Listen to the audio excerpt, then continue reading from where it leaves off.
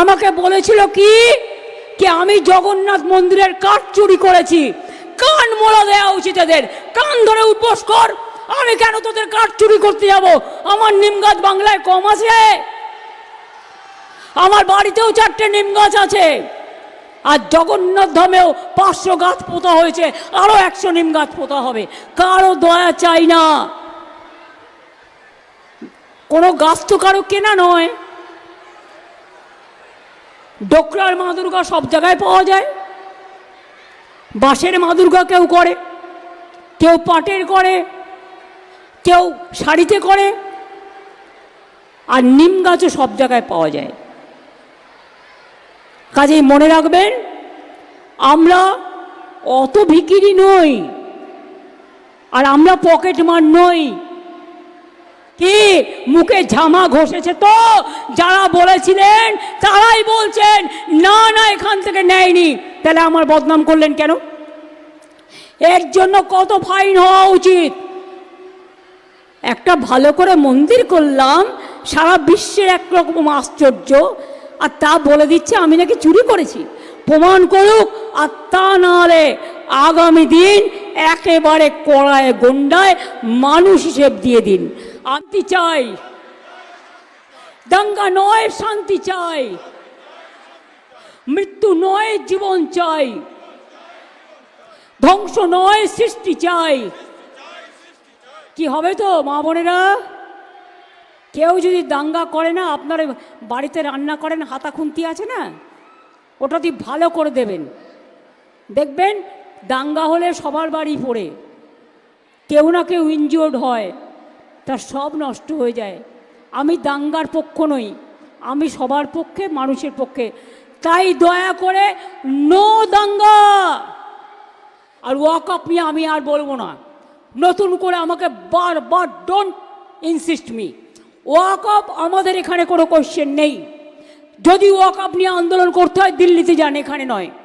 বাংলায় আপনাদের কোনো প্রবলেম নেই, বাংলায় আমি আছি, মনে রাখবেন। আমি হিন্দুর প্রপার্টিতেও নয়, মুসলিম প্রপার্টিতেও নয়, শিখ প্রপার্টিতেও নয়, খ্রিস্টান প্রপার্টিতেও নয়।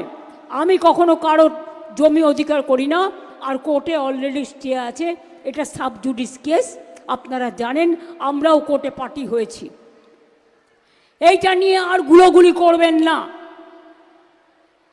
গুলোগুলি করবেন না। যদি করেন সবচেয়ে বড় শত্রু আমি হব। যদি আপনার কেউ অধিকার কেড়ে নেয়, অধিকার রক্ষা করার গ্যারেন্টি আমাদের, এটা মাথায় রাখবেন।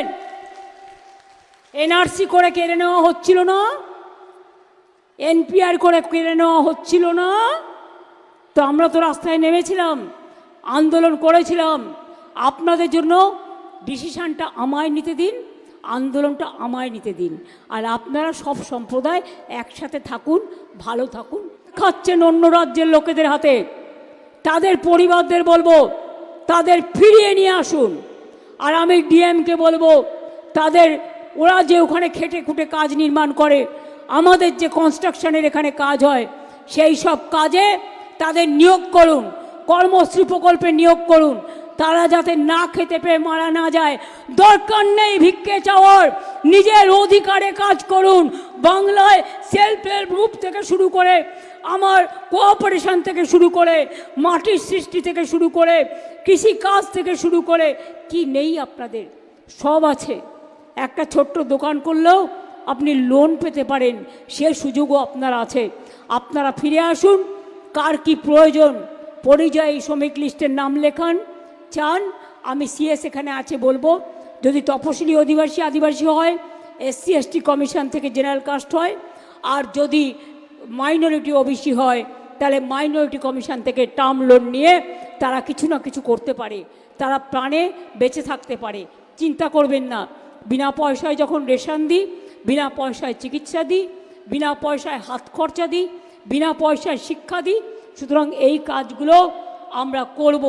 আর ওয়াকআপ নিয়ে আমি আর আজ এআই এর যুগে আমরা কতটাই না advance. AI artificial intelligence with artificial এই কম্পিউটার টেকনোলজির যুগে ঠিক মতন তৈরি করতে পারছেন তো?